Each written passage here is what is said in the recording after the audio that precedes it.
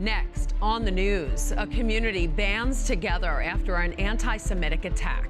You know, just the idea of someone who's literally got their body on fire in the middle of the mall in Boulder, Colorado. It just defies belief. People of faith showing solidarity with the injured in Boulder, Colorado. Their conclave was watched around the world. Not the election in Rome, this one in Chicago. But now these kids are voting again, this time with a special guest in attendance. Plus, a rare meeting between the mother of a future saint and two Queens priests. I'm Christine Persichetti. Currents News starts right now.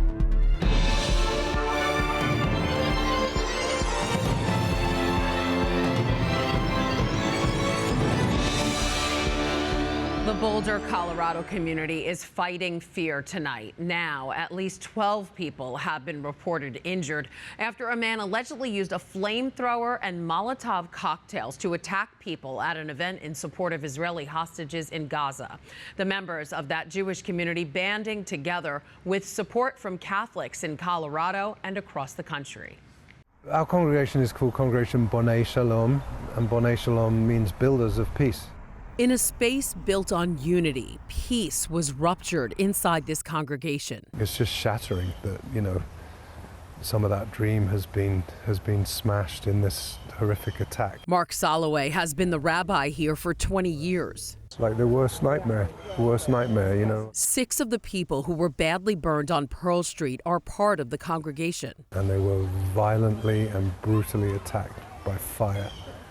And it's like brings up horrific images of our past.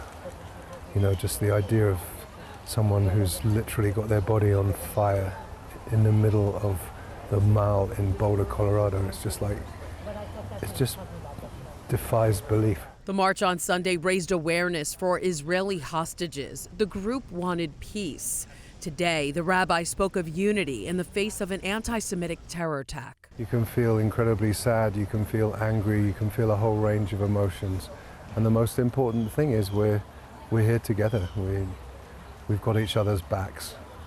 We're taking care of each other. Across the country, Catholics are showing solidarity with their Jewish brothers and sisters. Archbishop Samuel Aquila of the Archdiocese of Denver saying in a statement, "Please join me in praying for everyone affected by this horrific attack. We ask the Lord to bring comfort, healing, and peace in the face of such hatred." Brooklyn Bishop Robert Brennan echoing those prayers on Monday, saying the heinous anti-Semitic attack that injured 8 people yesterday in Boulder, Colorado, showed a complete disregard for human life. Let us continue to pray that the days of senseless killings will soon be replaced by a time of peace. And Bishop Gregory Parks of St. Petersburg, Florida, calling Catholics to action, writing in a statement, "Violence against Jews is not an isolated issue. It is part of a broader issue with bigotry and extremism that threatens the safety of many groups, including Christians. When one community is attacked, we are all diminished. Silence in the face of such hatred is complicity. It is our moral obligation to stand in solidarity with our Jewish brothers and sisters." 2 of the 12 injured people are still in the hospital. The suspect is facing 16 attempted murder charges and a federal hate crime charge. Pope Leo XIV showed interfaith solidarity during a Vatican event on Monday. The Holy Father was paying tribute to a martyred Greek Catholic bishop, Blessed Hosu, who saved thousands of Jews during the Holocaust. Pope Leo said Blessed Hosu was a symbol of fraternity that transcends any ethnic or religious boundaries and encouraged Catholics to follow his example. The pontiff then went on to say, "Let us say no to violence, to any violence, even more so if it is perpetrated against defenseless and vulnerable people." Students at a Catholic university are celebrating their unique connection to Pope Leo.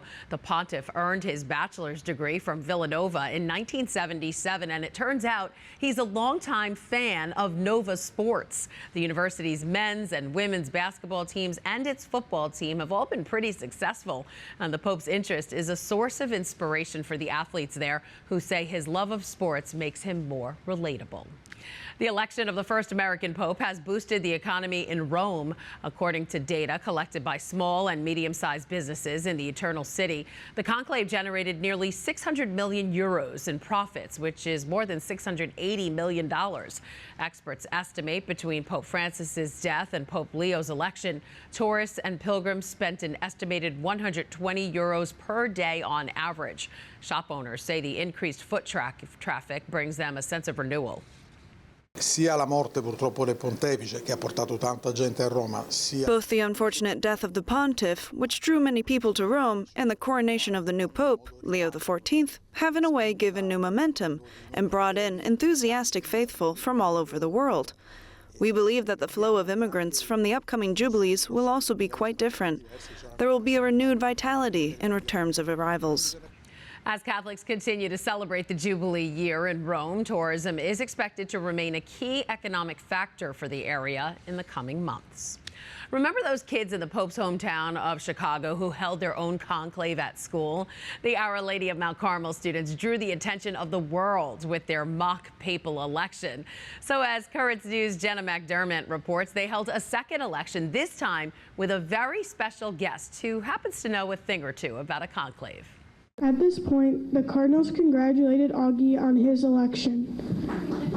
It was the mock conclave heard around the world.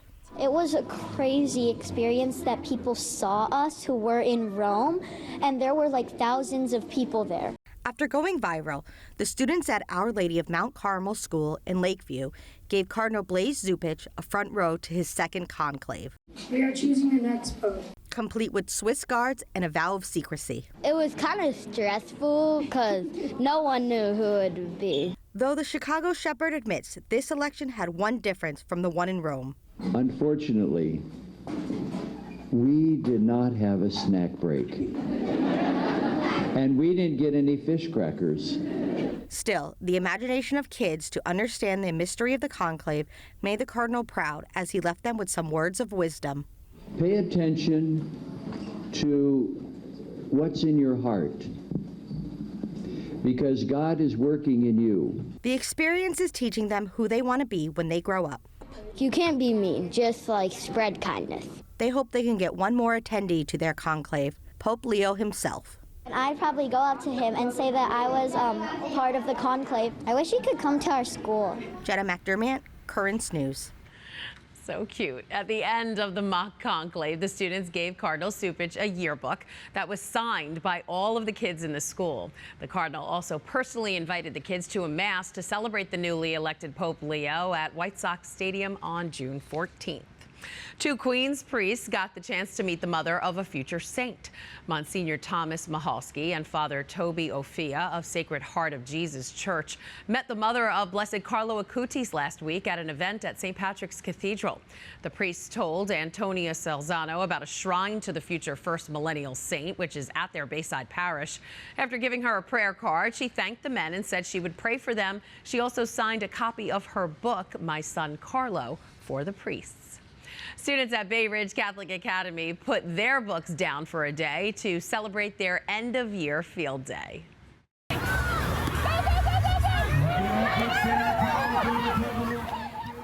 The school-wide event was held last Friday. The Fun in the Sun activities included a tug-of-war between parents and staff.